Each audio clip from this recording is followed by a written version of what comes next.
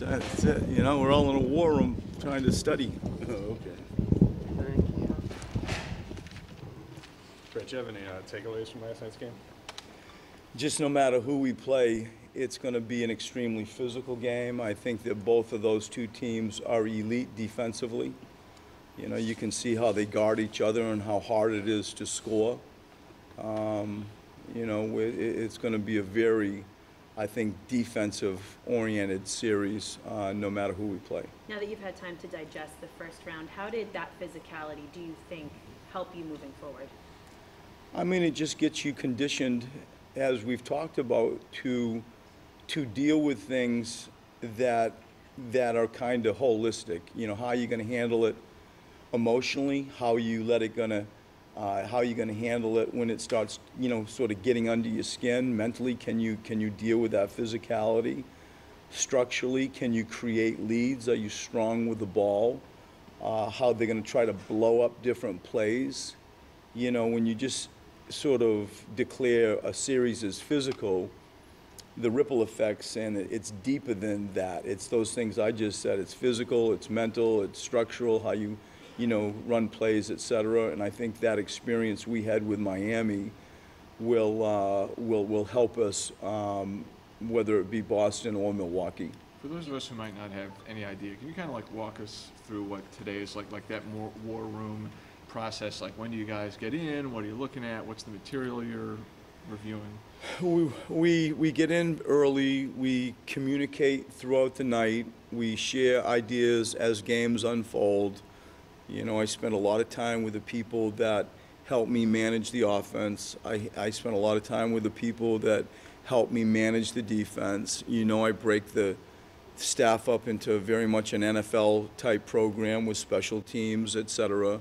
And then we study analytics, and it's just very holistic, and it's very compartmentalized. It lets me manage. It lets me sort of go to different parts of the game that you have to be responsible for and coach and be aware of.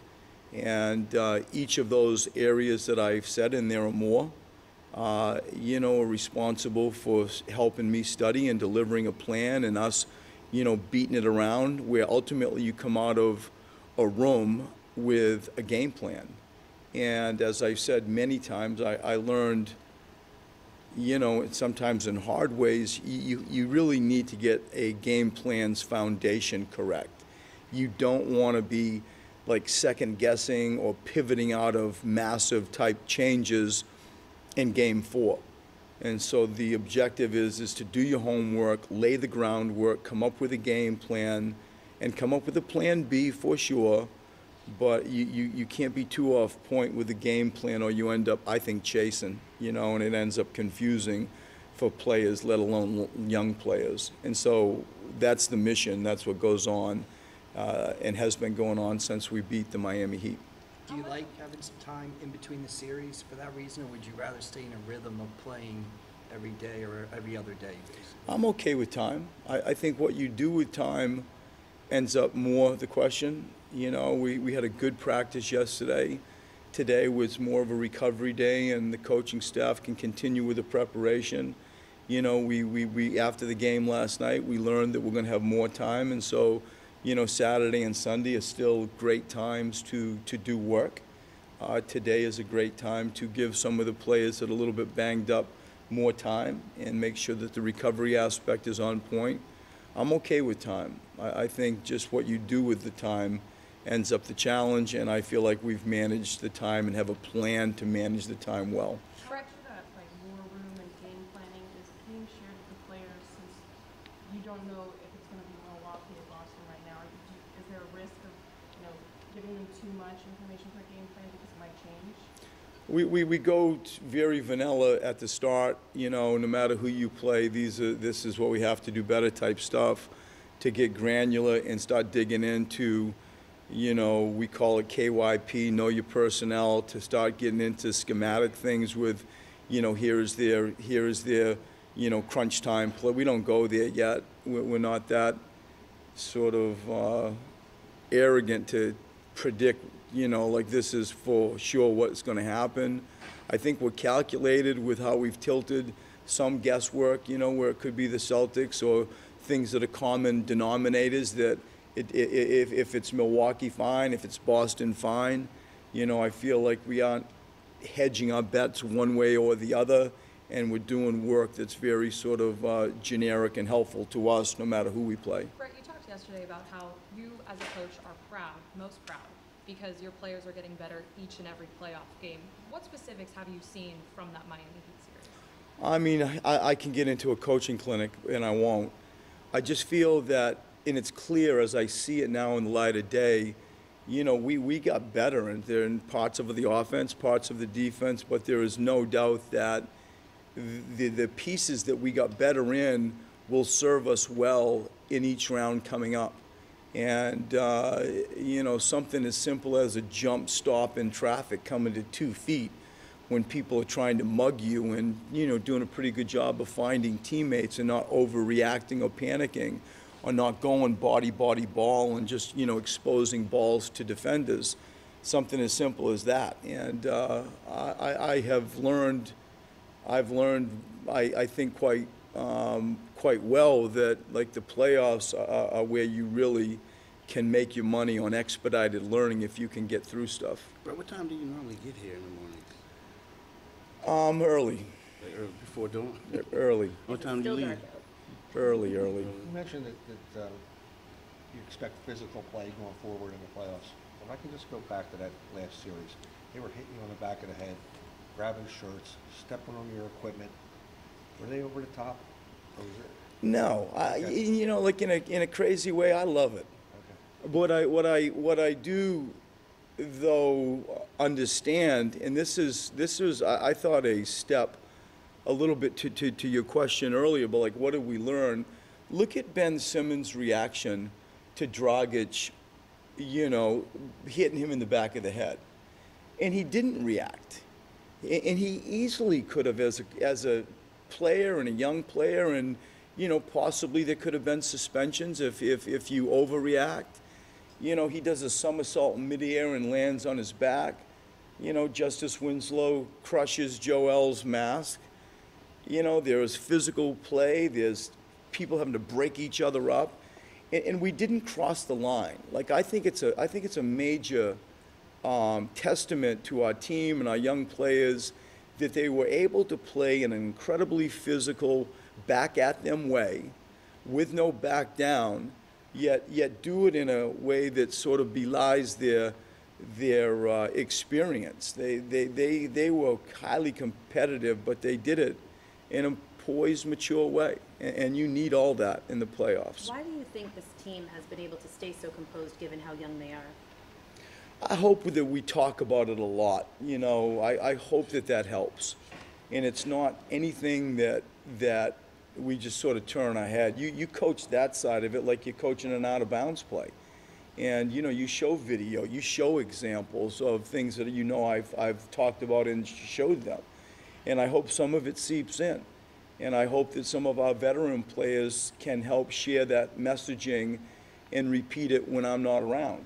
But the bottom line is their actions, you know, speak louder than the words that I'm saying, because they did it. They played competitive basketball and tough basketball while still, you know, playing within themselves and not like overreacting or having meltdowns. Where do you draw the line between physical and dirty? I mean, sometimes you can't draw a line. Sometimes, you know, they do equal each other, and I just feel like we know what that looks like. You know, we feel like we play with the marching orders and the mantra that you've heard me talk about since I got the job. You know, if you walked into the back of our weight room in our locker room, you're going to see the verbiage, you know, Philly edge, Philly hard, Philly real. Like, and what's that mean? And in all my signage and all my messaging to the players in a video session, you would see those three things every day on our sort of how we do coaching edits. And we have different versions of what an edge is and what hard is and what real is. And, you know, I think that we walk our line well. We don't feel like we cross the line.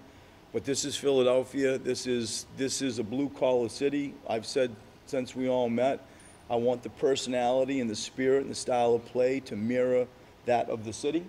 And I think that we've done that, and I think that we've done it in a way that hasn't crossed lines, and I hope it's for the reasons that we feel like we've taught and talked about. Regardless of who you guys play in the second round, in an ideal situation, what do you get from Joel? Say that again? Regardless of who you play, Celtics or Bucks, in an ideal situation, what kind of production would you like to get out of Joel? I think just what we know we have, and what we're seeing evolve, you know, in a progressive way, because he hasn't played basketball in whatever it was, 3 weeks. You know, he started out in game 1 way better than I thought. And in game 2, he came back to earth a little bit. Game 3, you know, he was better in a lot of areas. And I hope, you know, and I'm saying about his games 1, 2, and 3, not ours. And so at the start of this series, I think you're just going to see upward path of a more sophisticated Joel Embiid that's, you know, getting used to his mask, that's getting used to playing basketball, getting used to the physicality of especially the playoffs in a more sort of real way. And I just feel like his best is yet to come. You know, I think that him being integrated with us and him just playing basketball within himself, I feel like that's going to produce a better and better and better, more comfortable player. You mentioned Ben before. In the Heat series, he really put his will on that series in certain spots. How do you sort of describe the competitive spirit that he showed for a first-year guy in that series? I mean, he was a quiet killer. He really was a silent assassin in many, many ways. He doesn't overreact. It's not like he's, you know, in people's faces. He just goes about his business in a very physical, you know, in a methodical. It's you know, sounds like it's complacent, and it's not meant to. He's just steady. It's just a steady drumbeat, and I feel like you know, he was able to do that, and like we keep talking about, his poise is remarkable given his experience. It looked like the TV cameras, they caught you were drawing up a play, and JJ said something, and it seemed like you took it in, and then, you know, went on with that. How often does that happen, and what's that sort of dynamic like? Do your players often give you suggestions on how to? Not often, but when they do, I always listen. You know, and they play the game, they see it, they feel it. And when JJ says, "Can I change?" And I remember what you're talking about, Rich. When JJ wants to like change a little bit of an angle and says, you know, 2 plays ago they did this, I think I can do this instead of that. More times than not, I'm going to say fine. Right? You see it, you feel it, you play it, let's do it. And you know, that's just the communication I want to have with my guys. I respect my guys. If I don't think it, we won't do it. But more than not, when somebody, you know, has something to say, for sure we will listen. And oftentimes, you know, we may do it. But having been part of a 7-game series before yourself, like, how much can teams wear each other down? I mean, are you looking at that as a positive? It's a little bit of, you know, the rhythm versus rest confliction. Because, you know, to your point, you stay in a rhythm. And to your point, you know, are they losing rest? I do know this, that, and we may have a few Game 7s coming up. It's great for the sport. There's nothing like a Game 7. And if you really want to like enjoy basketball, go watch the 4th periods of Game 7. You got 12 minutes to figure out if you're going to go to the Caribbean or going to go be playing in front of 20,000 people. And I think that there is, for sure, to your point, there's a physical side of it that may take its toll. There for sure is a side where you're continuing to play basketball. So I don't know how to judge it. Every team reacts differently. I do feel strong, like we've been rotating 10 guys. I've been playing 10 guys. And I think that has something of a beneficial side of it to me when you worry about when do you know, overuse a team versus like gut their spirit and shrink rotations too quick. I know you said yesterday, it sounds like a motto maybe now might be that you guys have more to do. Do you remember, was there a point of the season when you kind of felt like this team might have been capable of more than what you initially thought it might have been able to do? I never felt like we've, here we are. I never felt that. Like, I never felt that, even when we won so many games in a row. And I say it out of respect for the league. I say it out of that phrase you hear me say all the time, appropriate fear. You always, you're not putting in time as much as you want here, or, you have an opponent coming up. It's never a comfortable moment coaching. I think for me in the NBA, I'm never comfortable. And I've never, because of that, you never felt like, wow, are we good? I've never felt that. And it's not any knock on my team, our team. It's just, I like sort of like seeing the world and living a little bit with some appropriate fear and keeping us honest and fighting for things. And that mindset and that attitude is genuine for me. And I hope my players feel it too. And it certainly doesn't diminish confidence. It's not coached or delivered that way. So I hope we walk a line of both things. Brett, how does it help you having a few days with a full squad? Like, when you went into Miami, you were uncertain about Joel, but now you know the pieces that you have going into the second round. I mean, I know what we have, and I think that you'll see carryover from how we subbed the Miami series. And, the end of the Miami series, when you just weren't sure about Joel, you're right, there were, some things you had to juggle, and how much is Ersan going to play a 5, and how many minutes is Rashawn playing, and how does Amir factor into that? Can Dario play a 5? There was more sort of, if you will, decisions to be made, because it wasn't as certain as, here's Joel Embiid, I'm playing him 36 minutes no matter what. And that's where I'm at. Joel is now in and will play significant minutes. Having a set type of idea of my rotations is more helpful than it was previously. Brett, how much of the behind the scenes stuff do you enjoy? It seems like you get a kick out of like coming in early, studying game film, developing a game plan. The stuff that we don't see, and it just seems like this time of year you're really getting into it. It's one of the most enjoyable things for me to come in like today, and it's early and it's quiet, and you start laying out your stuff to work. And I'm proud of the way that we have designed the staff. I believe it's certainly efficient for me. Everybody has their lane, and you go to the people that are responsible for different parts of preparation, and we listen, we talk, we judge, we see tape, we have analytics to support or refute some of the things we're thinking. You go back and watch 4 games, against the Celtics or Milwaukee to back up what we think, offense, defense, special teams, shooting, post up on Joel, how do they guard Ben, who are the matchups, fourth period, what are you going to expect to be in the game? Is Horford a 5 or is he a 4?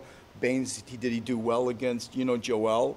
How about Giannis? Like, who's going to guard Giannis? Do we shift off Giannis? Do we actually go out and play him like he's a shooter? You go on and on and on. And ultimately, the dust settles. You come up with something that's clean and deliverable to a team, and off you go. And it's something that I truly enjoy, and I think that the work that all my staff put in is one that I very much appreciate, need, and respect. You talk about that, Brett, but when you're talking about watching a Game 7, you have a smile on your face. Is there a fan underneath all the layers of coaching?